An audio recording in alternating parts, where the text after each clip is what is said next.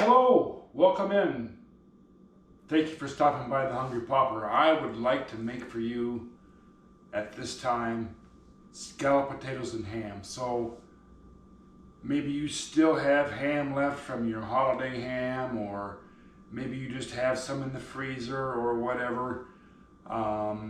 Let's make some scalloped potatoes and ham. I know when I was growing up, it seemed like if ever there was an occasion, hate to say it, maybe somebody died, whatever, any kind of get together, there would usually be scalloped potatoes and ham. So this method that I want to present to you does not require making a white sauce to pour over the potatoes. I know there are so many recipes out there where you chop everything up, slice the potatoes, the onions, the ham, all that. You put it all in there by layers. A lot of times people put cheese in there by layers. So I'm going to reserve the cheese for just putting it on the top. I've got my deep dish here at this time.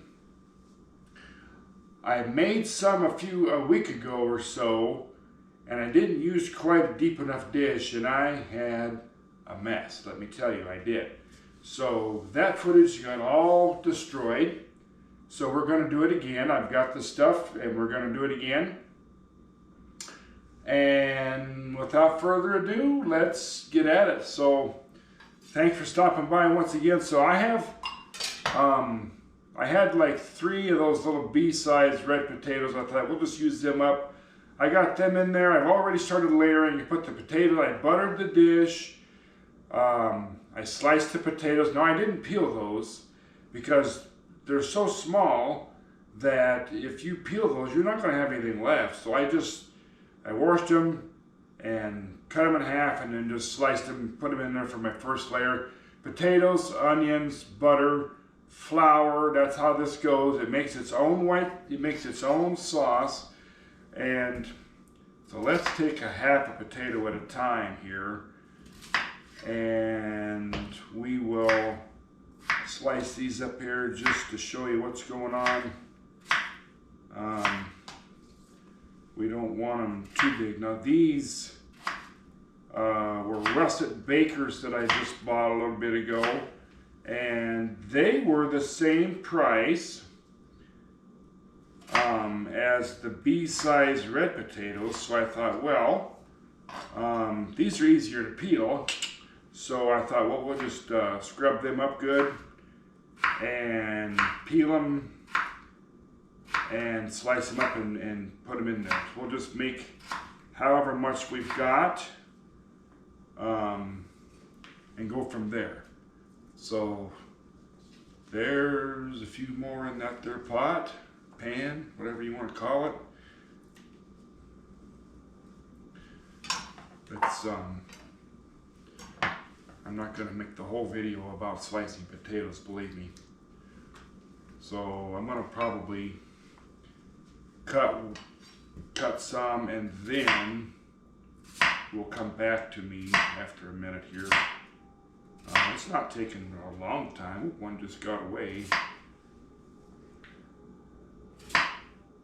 So that's what you want them to be, kind of uniform, which obviously mine aren't going to be perfect. But the last batch tasted pretty good. It's just that they ran over in the oven and made a big old mess. So let's do that. Just put those in there like so. I don't spend a lot. I don't eat a lot of potatoes, but this time of year it seems like we want comfort food. So now I just left these in kind of big slices. Put some onions in there. Let's see here, we need some butter in each layer. So truth be known, full disclosure, I put the stick of butter in the microwave. I was intending on just putting it in there for a little bit to make it easier for me to slice because, well, I have some issues with my right hand and I just thought it would be easier. So we put some butter in there and we just sprinkle a little flour on there like so. Just a dab more. It doesn't take a whole lot. And so another layer. Actually, these 2 potatoes are gonna do us pretty good, and it's not gonna take too long. So we don't stop just for.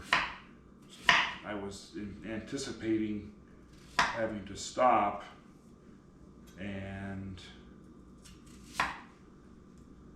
slice potatoes. So the last batch I made, I went to slice the very first potato and I almost cut the end off of my finger. It's pretty good and healed up right now. But I thought when I first started out with this channel that there'd be nothing pretentious about me. I wanted it to be the real deal. You know, I think at some point when I'm regular with posting and whatnot, I really think that we'll develop a real nice community with this channel. I think if we can get people to talk about what they cook and stuff like that. So this will be a real meaty. What I did was I had put that bone in the freezer thinking I would keep it in there for making ham and bean soup, but there's an awful lot of ham there, and I thought we would just make another batch of these since people are really kind of looking for comfort food ideas for this time of year, because you don't see, unless it's a big gathering, you don't see a lot of these when it's warm out, or at least I haven't anyway. So we're just going to make a nice batch of these and see how they turn out. So we're almost done cutting the potatoes. Let's see, we need some more onion in there on top of the now you cut your onions however big you want or don't want or whatever. Do it however you want to do it. That's what cooking is all about, is you doing it how you want to do it. And you know, a recipe is just a guideline, really. It's just a guideline because this is kind of an art and you're entitled to do it however you want to do it. So don't let me tell you how thick to slice your potatoes necessarily. I mean, you want them to be thin enough to cook good and all that, but if you want to cut your onions smaller, you do that. If you want a particular grade of milk, if you want 2%, if you want heavy cream, if you want half and half, if you want whole milk, whatever you want, you do what you want to do. You do it however you want to. Now I'm not putting any salt in there because ham's salty and there's going to be cheese on top, and looky there, I didn't think this was going to fill up a whole lot, but it sure is. And I think they will they'll settle down. You know, they'll shrink when they get to cooking here. So that's pretty much that. I'm sure glad I had that deep dish. So let's see here. I don't know if we need. We'll just do another drizzle of this flour on here. It kind of makes its own. I guess you could call it sauce of its own accord there. And there's a little bit of ham here. Let's put that in there. It's not going to hurt a thing. Let's just get rid of it. There's that. Put that in there real quick. Wash my hands. And we don't need this right now. Put that away. And don't need that big old knife. And I got a really cool recipe for one of the next videos that I can't wait to show you. Let's see, we'll go from there. And let's see here. So we are we're going to bake this about halfway through, and then we're going to come back with the cheese. Now we need to get some liquid in there. We need here's some 2%, and we have some half and half to richen things up just a little bit. So let's, this 2% needs to be used. This is something I bought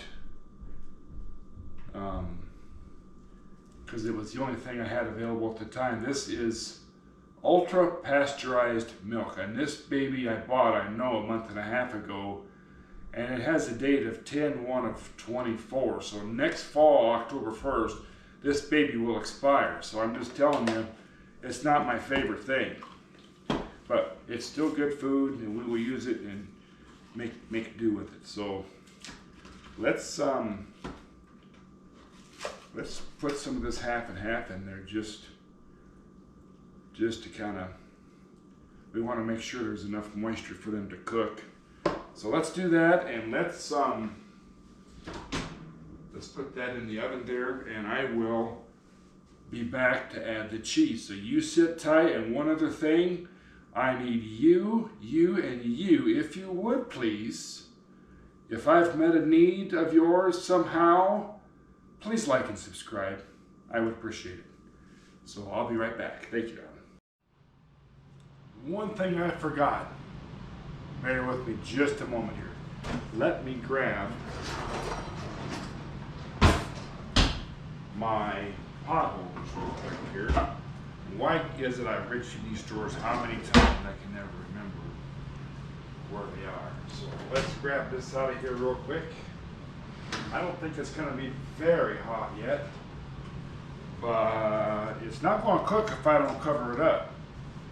So let's close that for right now. Let's get some aluminum foil. Now back in the day,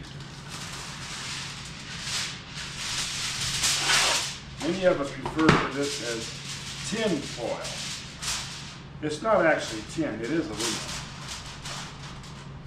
Ooh, tell you what, it did get warm. Ouch. It wasn't in there for 5 minutes.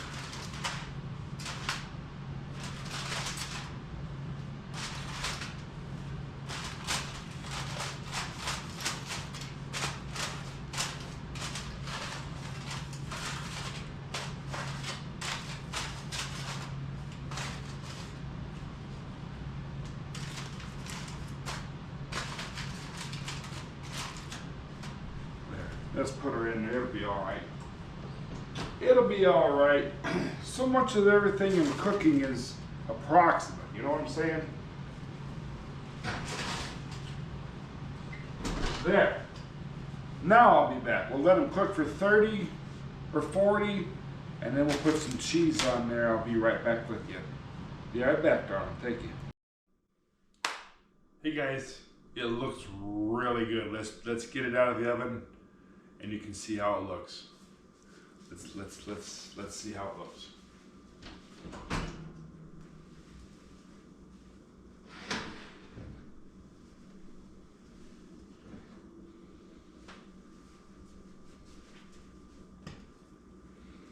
Doesn't that look pretty with that brown cheese on top like that, and makes its own sauce and bubbling in there? It's that's something to behold right there. That is going to be my supper. It looks and smells out of this world. So I must say I am so glad you stopped by. Please keep joining me. If I've met a need for you, in some way, please consider hitting the like button and hitting the subscribe button. So hopefully at some point here, I mean, I've got things figured out with the equipment, and we'll have videos up on a regular basis. So I've got plans while I'm home here to get out about 2 or 3 videos. So I thank you for stopping by, and I look forward to you coming again. Thank you.